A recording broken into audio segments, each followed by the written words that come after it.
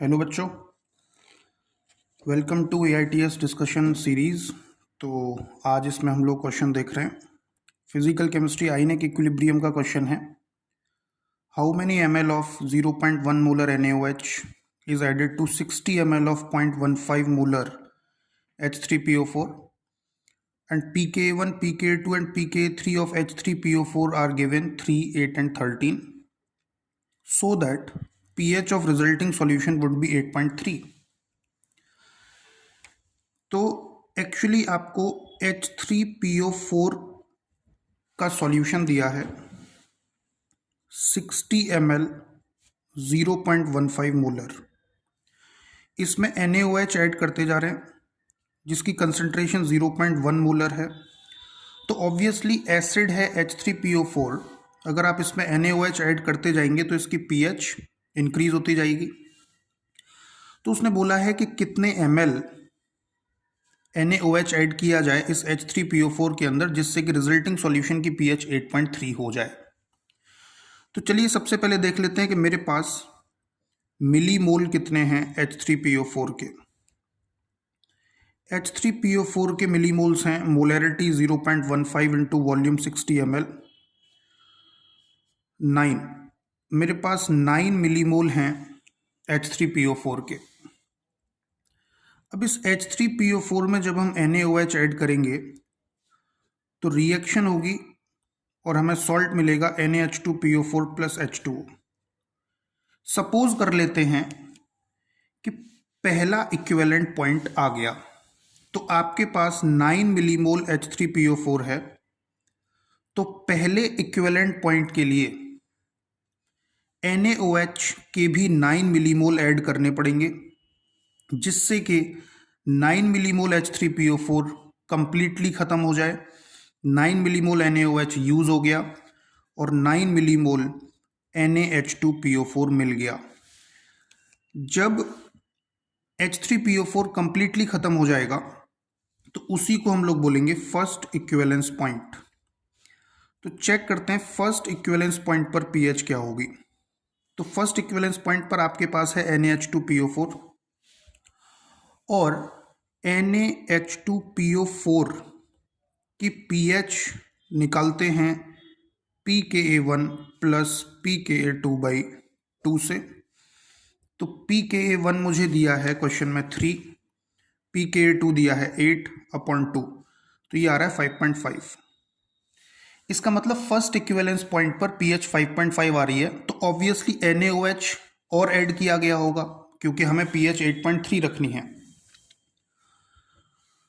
तो आपके पास है NaH2PO4 फर्स्ट इक्विवेलेंस पॉइंट पर, उसमें हमने फर्दर NaOH ऐड किया, तब मिला Na2HPO4 plus H2O।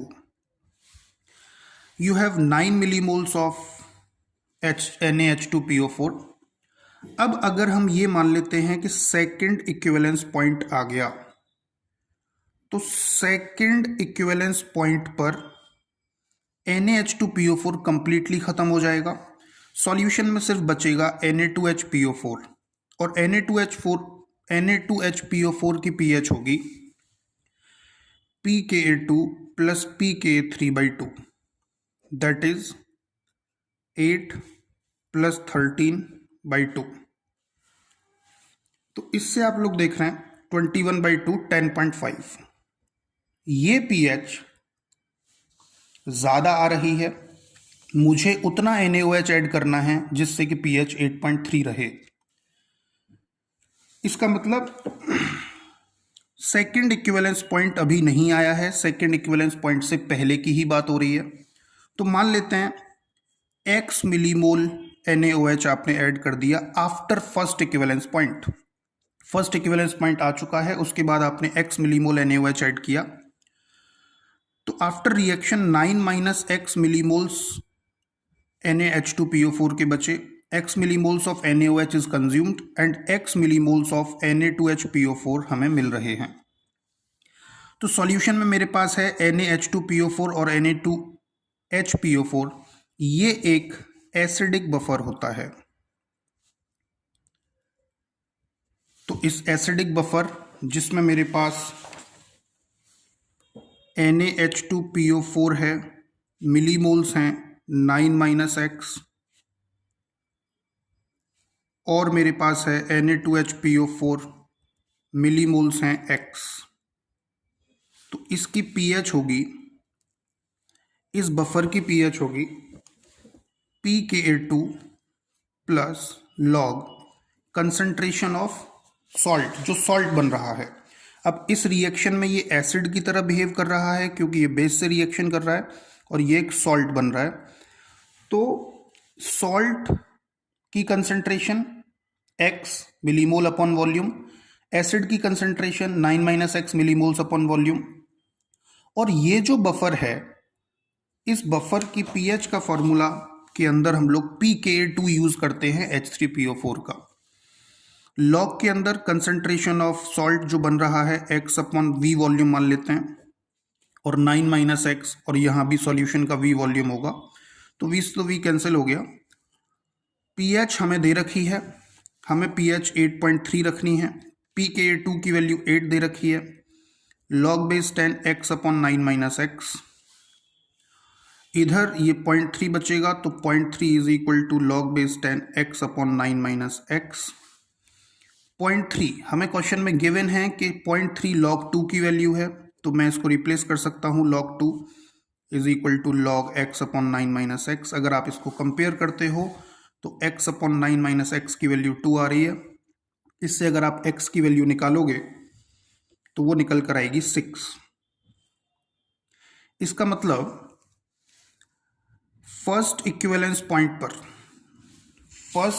पॉइंट पर 9 मिलीमोल्स NaOH के ऐड कर चुके थे आप, और यहाँ x मिलीमोल NaOH के ऐड कर चुके हैं। तो टोटल मिलीमोल NaOH के जो ऐड किए हैं वो हैं 9 + 6 that is 15 millimole is equal to molarity into volume. Molarity मुझे दी है NaOH की क्वेश्चन में 0.1 इंटू V वॉल्यूम, तो V निकल कर आ रहा है NaOH का 150 ml। यही इस क्वेश्चन का आंसर है। Thank you.